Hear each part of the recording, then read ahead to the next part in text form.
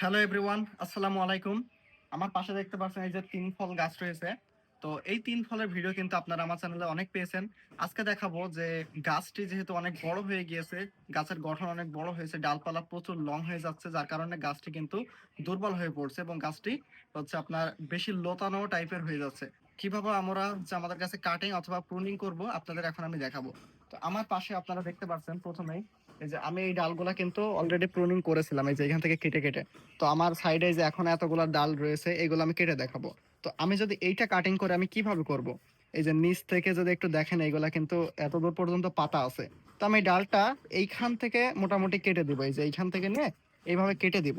তো এই যে ডালটা, এই ডালটা যদি কেটে দিই তাহলে যেখান থেকে আমরা কাটলাম এইখান থেকে এই যে পরবর্তীতে কিন্তু এখান থেকে নতুন কুশি বের হবে। কেমন বের হবে আমি আপনাদের সেটাও দেখাবো। আমি যদি আপনাদের আর দুইটা মতো কেটে দেখাই, যে আমার এই সাইডে যেটা দেখতে পাচ্ছেন এই যে এই ডালটি কি করবো আমরা এই যে এইখান থেকে কেটে দিব। কারণ এখান থেকে কাটলে দেখুন ডালটা এখন শক্ত টাইপের হয়ে গেল। কিছুদিন পরে যখন কুশি বের হবে তখন ডালটি কিন্তু খুব সুন্দর পরিমাণে মানে ঝোপালো হয়ে উঠবে এবং গাছটি স্ট্রং হবে।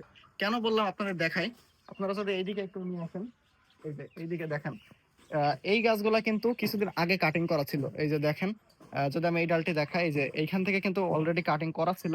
দেখেন কি সুন্দর পরিমাণে কুশি বের হয়েছে। এই যে এটা যদি একটু দেখেন, এই যে এই ডালটা একটু দেখেন, এই যে এখান থেকে কাটা ছিল, কুশি বের হচ্ছে। তো এই যে দেখুন এই সাইডে দেখুন এই প্রত্যেকটি ডালে কিন্তু এরকম ভাবে হচ্ছে আপনার কুশি বের হচ্ছে। এই যে দেখেন কাটিং করা ডাল থেকে কুশি বের হচ্ছে।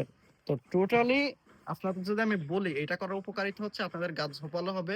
যদি আপনাদের গাছ দুর্বল থাকে সেটি হচ্ছে ষাট হয়ে যাবে এবং গাছটি খুব শক্ত হবে, যার কারণে ঝড় বাতাস সহ্য করার ক্ষমতা বেশি থাকবে।